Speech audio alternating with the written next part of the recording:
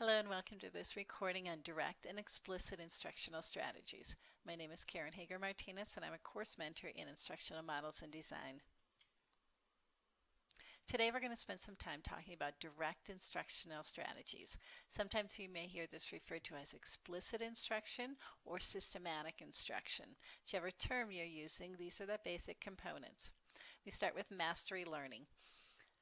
We have a specific skill or set of information that the student needs to master or the student needs to demonstrate learning of before the student will move on to the next skill or the next lesson. In order to measure that, we have specific observable objectives. So we identify exactly the behavior the student needs to perform, the conditions under which the student will perform that behavior, and the criterion. Once the student can do that, once the student meets the objectives, then they have mastered that specific skill or that lesson and can move on to the next one. We sequence the material, so we start with the easiest material and then we move on to the more difficult. We always start with examples that follow the rule first and then exceptions. So we start with kind of the easiest and the most concrete, and then we move on to the more difficult ones. We think very carefully about the order in which we present skills. So for example, students often confuse the short vowel sounds of a and eh. And so we wouldn't teach them close together. We would teach one of them and we would make sure the student had reached mastery so that they've been able to achieve the objectives there. So they've mastered the short A sound. Then we would probably teach some other sounds. We'd make sure we keep coming back to review the short A sound. And so once the students have not only mastered it, they've maintained or been able to remember that skill and continue to use it for a bit, then we would introduce the short E sound. So if they're very, very solid on that first one, they're less likely to confuse it with the second one. If we introduce those two together or close together, that could be very confusing for students. And so you can see at each of these steps when we're using a direct or explicit instructional strategy, we're very, very careful about how we present the instruction. We really think that through for what's going to be the most effective and the most efficient for the student. We do a lot of modeling and demonstration, so we'll explain the new skill or information. We will demonstrate it for the student. Then we'll do what we call guided practice, where we practice it with the student. Then we'll have the student practice on his or her own with feedback. Some of the terms that you might hear for this type of a lesson would be I do, we do, you do, or my turn together, your turn, or model, lead, test. All of those really talk about the same thing, where first the teacher is going to demonstrate it, then the teacher will practice it with the student, and then have the student practice on his or her own.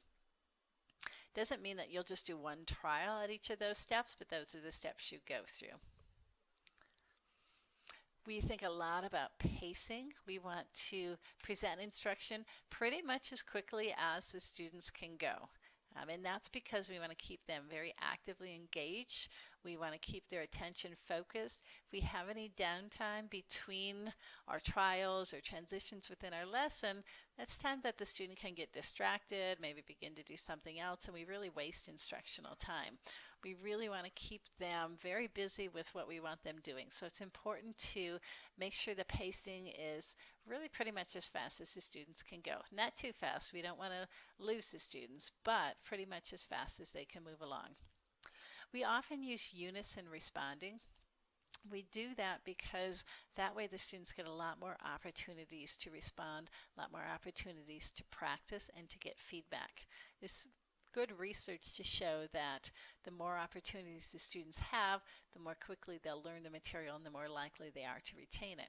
So if I'm going to give 10 trials on reading consonant, vowel, consonant words, for example, if I have 5 students in my group and I'm going to give 10 trials, if I called on one student at a time, each of them would get 2 opportunities. But if I use unison responding, each of them gets to respond every time, so they each get all 10 opportunities. There's some things you have to make sure are in place when you do unison responding. So for example, you have to teach the students to respond on a signal. You can use different signals. Sometimes they're visual, sometimes they're auditory. But the important thing is that they respond at exactly the same time.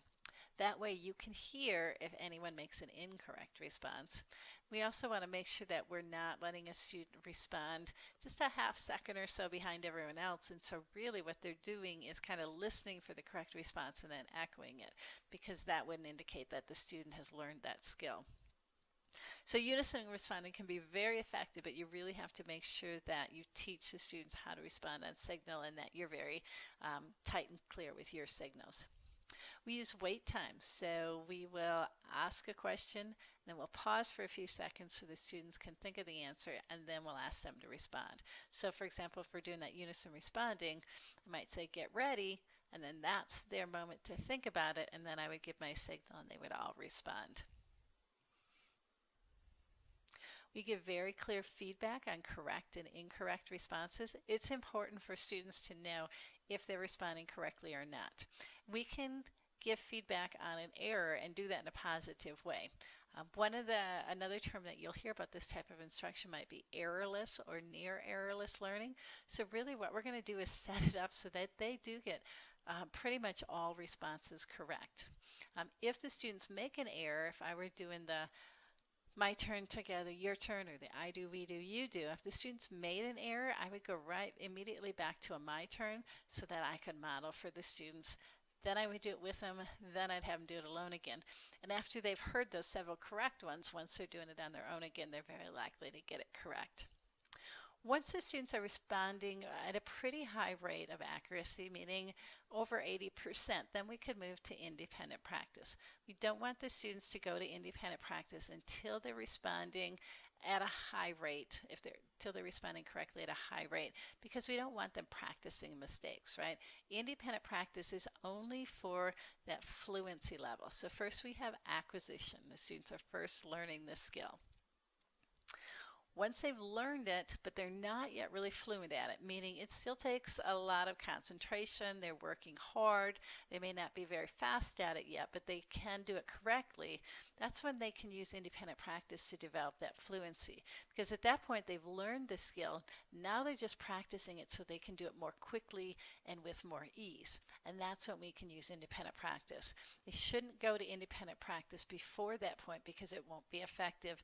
And again, we don't want students practicing mistakes, because then we're even farther behind, because now we have to unlearn that the things that they learned in error. Excuse me. We want to build in systematic review, and that's because we want to make sure that the students retain the skills. We want to make sure they remember them.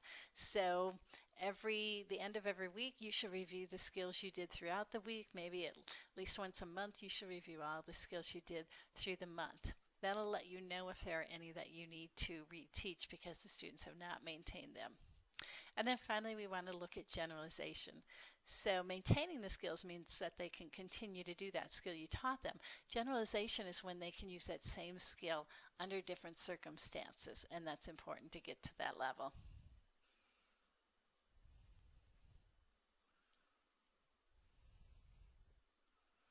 Here are links to a few videos, because this, I think, is one of those times where a picture is worth 1,000 words. So if you click on those links, they will take you to YouTube videos that are examples of direct and explicit instruction in various classrooms. I put how much time each of them is. One is really quite short. It's only about 1.5 minutes, and the longest is less than 8 minutes. So they're not too long, and I think they would be worth a few minutes of your time to get a really good picture of what exactly we're talking about and what direct or explicit instruction would look like in a classroom. Let's look at an example together. So this is Luke, and he's in first grade. By middle of the school year, most of the first graders are able to demonstrate what we call phonemic awareness skills. So just as a refresher, phonemic awareness skills are one of what we call the big 5 in teaching young students to read. This is the one that really just has to do with the sounds. So this is the skill that they can actually practice with their eyes closed. So this isn't about looking at letters and making the sounds. This is just about hearing them. So we'll do things like rhyme words. We'll identify the beginning and ending sound in words. We might add or delete or change sounds in words. So for example, you can see these on the screen there. If you see a letter that's in those 2 slashes, that means the sound of the letter instead of the name of it. So for example, we might say change the S in sun to and so students should say run. Or you might say bat without the b, so the student should respond at. We practice this because we know it's a good predictor. If students are fluent at phonemic awareness skills, we know that's a good predictor for them learning to decode. Luke is having difficulty, however, with all of these tasks. And he's starting to do some problem behaviors in class, to perform some problem behaviors. He's disrupting the class. He's kind of complaining. He's wandering around the room when he should be working. So it's important to address for a couple of reasons. He's probably interrupting instruction for other students. He's certainly not benefiting from his own instruction there. And we don't want Luke to come to school every day and be frustrated and unsuccessful. Okay, he's not likely to remain engaged in our instruction. And we also know that it's important that students learn to read on grade level, certainly by the time they're in third grade, because at that point, students are expected to do a lot of reading to learn material in school. So it's very, very important that we address this reading skill sooner rather than later and get Luke back on track. Here are his goals. They're to generate a rhyming word when he's presented with a 3-phoneme prompt. That means a word with 3 sounds in it. You'll see some of those words have 4 letters, but that's because SH is actually one sound. And remember, we're just talking about the sounds here. So if we say cat, we would like Luke to be able to come up with a word like hat or fat. The next one is to identify the beginning and ending sounds in those same types of words, such as the 3 phoneme words. So for example, Luke, what's the first sound in cat? And he should say k. And then to blend and segment those same types of words. Sometimes we call this put together and take apart. So I may say, Luke, take apart fish. And I want him to say sh. That would be taking it apart. Or I might ask him to put it back together. Say it the fast way, sh, and he should say fish. This is called, one of the strategies we can use for this is model lead test. I told you sometimes we also refer to that as my turn together, your turn, or I do, we do, you do. In any case, it means that the teacher will first demonstrate, then the teacher will do it with the student, and then finally the student will do it independently. And if we call it model lead test, that's called the test part. So an example would be if I ask the student to take apart sat, I would say my turn, I would say take apart sat, my turn, s-a-t. Then I would say together, and the students would do it with me. And remember we talked about signals earlier, we'd use a signal so we're all doing it at the same time. And I would say it with the student, s-a-t. That's right, take apart is s-a-t. Then eventually I would have the student do it. I could have my small group of students do it together on Signal without me, and then I could even call in individual students. So again, we don't do just one trial at each of those, and it depends on where we are in the lesson. If this is brand new, I might do a few models and a lot of them with the student before I have the student do it alone. If the student has been practicing this skill so they know what to do, and we're just practicing it with different words now, I might go right to the your turn and do a lot of your turns where I just give the students the words to blend or take apart. If the student made an error, then I would go back through the whole thing again. Then I would say my turn and I would model it. Then I would do it with the student, and then finally the student doing it independently again. So that would be an example of how we could do one of those, work on one of those goals there with Luke using that direct instruction method. So here's one for you to think about. This is Raymond. He's in kindergarten, and he's having also some difficulties with basic reading skills. He's having difficulty rhyming words. He can match all the upper and lowercase letters, and he can identify all the uppercase. But he's having difficulty with lowercase letters. He mixes up the ones that you see there that are visually similar, B and D and G and J, M and N, and P and Q. So the goals for Raymond are when he hears a CVC word, he should verbally state if they are rhyme or not rhyme. So if he hears car, cat, he should say not rhyme. If he hears pig, fig, he should say rhyme. Then the next one is that he would produce a rhyming word. So the first one is just receptive. He just has to identify whether or not they rhyme. Second one, he has to come up with a rhyming word. And then finally, he has to verbally identify lowercase letters. So when he sees B written out, he should say that it's a B. So I want you to spend a little time practicing. How do you think you could put together a model lead test for one of these goals? If you want to put together a lesson and then you have any questions, or if you want to run it by one of us, feel free to get in touch because we'd be happy to go over it with you. One thing to keep in mind here is we set up here that Raymond can match all the upper and lowercase letters, and that he can identify all the uppercase letters. I might use that when I'm working on these things that are more difficult for him. So because it's more difficult for him to do some of the other skills, I might start my lesson with one of these that he can already do just for a minute or so. It would be a good review to make sure he maintains the skill. It would also mean that he starts that lesson being very successful. He's on task, he's engaged, he's answering correctly, and then it'll be easier for him to move into that more difficult skill that he needs to work on.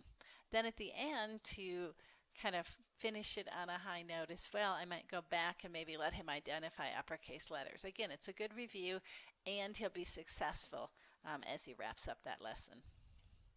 So if you have any questions on direct or explicit instructional methods, or you want to talk about a lesson that you've thought of that uses these strategies, please feel free to get in touch with us.